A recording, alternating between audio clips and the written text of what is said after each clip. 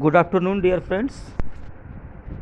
आज मैंने डिसाइड किया है कि आज से आपको रेगुलर में आने वाले जो आपके आगामी एग्ज़ामिनेशंस हैं, जैसे कि UPPSC RO UP triple SC पेट या यूपीटीईटी या जितने भी राज्यों के जो है वनडे एग्ज़ामिनेशंस हैं, उनमें आने वाले जो करंट अफेयर्स होते हैं उनसे रिलेटेड एक छोटी सी कोशिश वीडियो के माध्यम से आपके सामने जो है लाऊंगा मैं। यहाँ पर कुछ न्यूज़ कुछ स्कीम्स से रिलेटेड हैं और कुछ न्यूज़ जो है या कुछ करंट अफेयर्स जो है जो G20 अभी हाल ही में एक समिट हुआ है उसके बारे में है। तो सबसे जो इम्पोर्टेंट न्यूज़ है वो है India middle east Europe economic corridor. India middle east Europe economic corridor क्या है? ये एक प्रकार से जो है इंटरनेशनल कनेक्टिविटी है भारत की, जो मुंबई से शुरू होती है और यूनाइटेड अरब अमीरात, सऊदी अरब, जॉर्डन, इज़राइल से होते हुए यूरोप के देशों में फ्रांस तक जाती है। ये यूरोप को भारत से और एशियन कंट्रीज़ के साथ जोड़ेगा। ये एक महत्वाकांक्षी प्रोजेक्ट है और ये जो है चीन के जो BRI प्रोजेक्ट था उसका एक कूटनीतिक जवाब है। अगर एग्ज़ामिनेशंस की बात करें तो क्या पूछा जाएगा कि पूर्व से पश्चिम इसमें कौन कौन से देश आते हैं, तो आप मानचित्र के माध्यम से देख सकते हैं। और इसके साथ साथ ये भी पूछा जा सकता है कि निम्नलिखित में से कौन से देश नहीं आते हैं। तो इनको आप बहुत अच्छे तरीके से याद कर लीजिए ताकि आपको एग्ज़ामिनेशन में किसी भी प्रकार का कोई कन्फ्यूज़न ना हो। आप प्रश्न को देखते ही जो है उत्तर को टिक कर दें। जो नेक्स्ट क्वेश्चन है, who was the G20 Sherpa for India. अभी G20 जो सम्मेलन हुआ है उसमें शेरपा मतलब होता है कि जो किसी भी जो है सम्मेलन की एक प्रकार से अगवानी करें। तो भारत के तरफ से अगवानी करने वाले व्यक्ति का नाम है अमिताभ कांत, जो नीति आयोग के पूर्व CEO रहे हैं। उन्होंने जो है शेरपा का पद संभाला है इस बार। ये भी क्वेश्चन जो है बहुत इम्पोर्टेंट है और किसी भी एग्ज़ाम में आपसे डायरेक्ट पूछा जा सकता है। New member of G20 is African union which consist of 55 countries. बहुत इम्पोर्टेंट न्यूज़। अब अगर हम कहें कि ये G20 नहीं है, G21 है, तो ये गलत नहीं होगा। G21 कहना अब गलत नहीं होगा और एक प्रकार का पूरा यूनियन ही अफ्रीका का इसमें जो है समा गया है। और ये हमारे यशस्वी प्रधानमंत्री श्री नरेंद्र मोदी जी का प्रयास है जिसमें जो है उन्होंने इस बार अपनी अध्यक्षता में यूरोपियन यूनियन को भी अफ्रीकन यूनियन को भी शामिल किया। यहाँ पर मैंने जो है कोशिश की है कुछ इन्फॉर्मेशन देने की इसके बारे में कि क्या कारण है कि अफ्रीकन यूनियन को प्रधानमंत्री मोदी ने जो है शामिल किया है।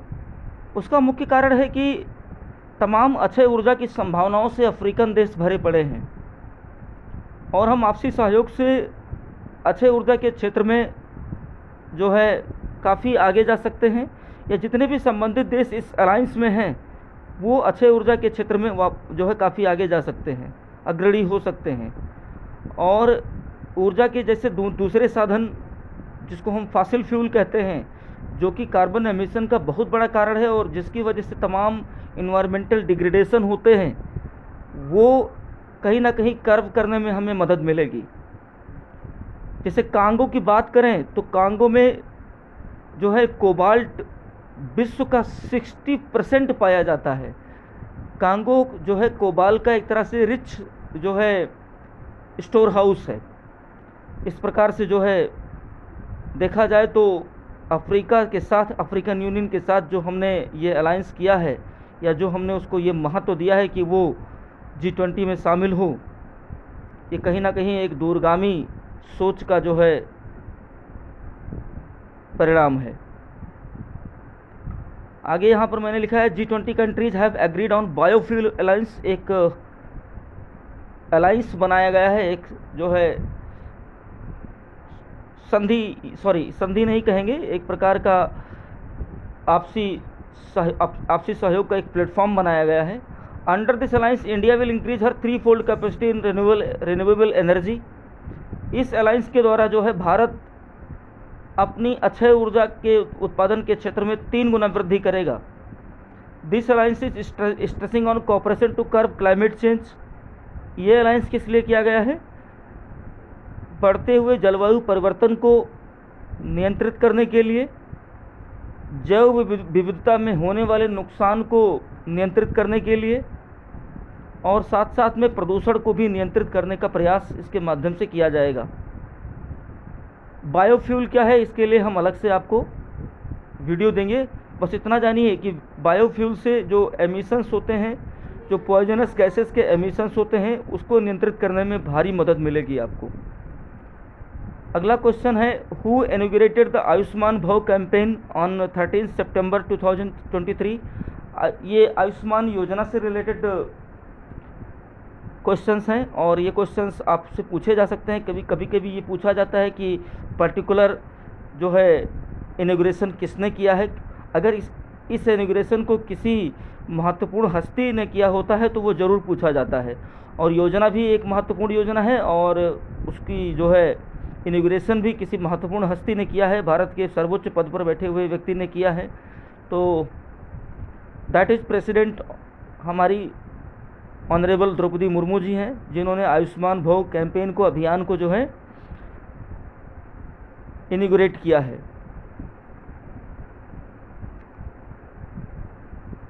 अगला है, what are 3 pillars of the campaign. इस अभियान के 3 जो है स्तंभ हैं। आयुष्मान भव कैंपेन के 3 स्तंभ हैं। इन स्तंभ में आयुष्मान आपके द्वार, जिसके तहत ज़्यादा से ज़्यादा जो है परिवारों को, ज़्यादा से ज़्यादा लोगों को आयुष्मान योजना के तहत जोड़ा जाएगा। आयुष्मान सभा, आयुष्मान सभा क्या है इसके बारे में अलग से वीडियो देंगे आपको। और आयुष्मान मेला, जिससे जो है लोगों को आयुष्मान से संबंधित या उनके हेल्थ या उनके वेलनेस से संबंधित मामलों पर अवेयर किया जाएगा। आयुष्मान आपके द्वार ये स्टार्ट हो गया है 17 सितंबर से। आयुष्मान सभा जो कि स्टार्ट होगा 2 अक्टूबर से। इसमें लोगों को इसके प्रति, स्वास्थ्य के प्रति सचेत किया जाएगा और स्वास्थ्य से संबंधित जो प्रॉब्लम्स हैं, जैसे कि लोगों के या महिलाओं के महिलाओं के भीतर खून की कमी या टीबी जैसे जो है भयावह रोग या उससे बचाव के उपाय आदि के बारे में उनको बताया जाएगा। और लगभग आयुष्मान मेला जो कि ग्राम पंचायत स्तर पर और जो है नगर निकायों के स्तर पर जो है आयोजित किए जाएंगे, जिसके अंतर्गत भी लोगों को स्वास्थ्य से संबंधित जागरूकता दी जाएगी। अगर गांव में इनको कंडक्ट किया जाता है तो उसको कहेंगे आयुष्मान ग्राम पंचायत, और शहरी निकायों में अगर इसको कंडक्ट किया जाता है तो इसको कहेंगे आयुष्मान वार्ड कहेंगे। अगला जो करंट अफेयर है वो आज की न्यूज़पेपर में था, जिसको हम कहेंगे प्रलय। प्रलय क्या है? प्रलय एक बैलिस्टिक मिसाइल है जो सतह से मार करने में सक्षम है और हैवी वारलोड्स लेकर के चल सकती है। लगभग 150 किलोमीटर तक मार करने की इसकी क्षमता है। और इसको जो है भारत की सरकार DRDO से भारत की सरकार ने खरीदा है और इसको चाइना तथा पाकिस्तान के बॉर्डर पे जहां आप जानते हैं कि ज़्यादातर तनाव की स्थिति बनी रहती है, वहां पर डिप्लॉय करेगी। अगला करंट अफेयर है कि 40C295 क्या है? 40C295 क्या है? This is an Airbus. Airbus अभी तक भारत में निर्मित नहीं होती थी, इसके बारे में भी ज़्यादा सूचना नहीं है हमारे पास, लेकिन इतना जान लीजिए कि ये पूछा जा सकता है आपसे कि है क्या आखिर में। तो एयरबस है और जिसका निर्माण अभी तक भारत में नहीं होता था। अगला करंट अफेयर है कि भारत ने नेपाल तक जो है रेल लिंक बनाने की योजना बनाई है और इसकी पुष्टि अभी नेपाल की तरफ से होनी है, जिसे बिहार के रक्सौल से नेपाल के काठमांडू तक 141 किलोमीटर तक बनाया जाएगा। अभी हाल ही में प्रधानमंत्री ने एक यशोभूमि नाम के इंटरनेशनल कन्वेंशन सेंटर का उद्घाटन किया है, जहां पर अंतर्राष्ट्रीय स्तर के सम्मेलन होंगे। अगला क्वेश्चन है, what is conference tourism. Conference tourism को लेकर के महत्वाकांक्षी जो है एक प्रकार का एक महत्वाकांक्षी सोच है भारत सरकार की, और इसमें प्रधानमंत्री मोदी ने कहा है कि ये बहुत ज़्यादा अवसर प्रोवाइड करता है भारत के छोटे छोटे लघु उद्योगों को, जिसके तहत जो है वो लोग अपनी वस्तुओं को एक बड़े प्लेटफॉर्म पर जो है सेल कर सकते हैं और ज़्यादा से ज़्यादा मुनाफा कमा सकते हैं।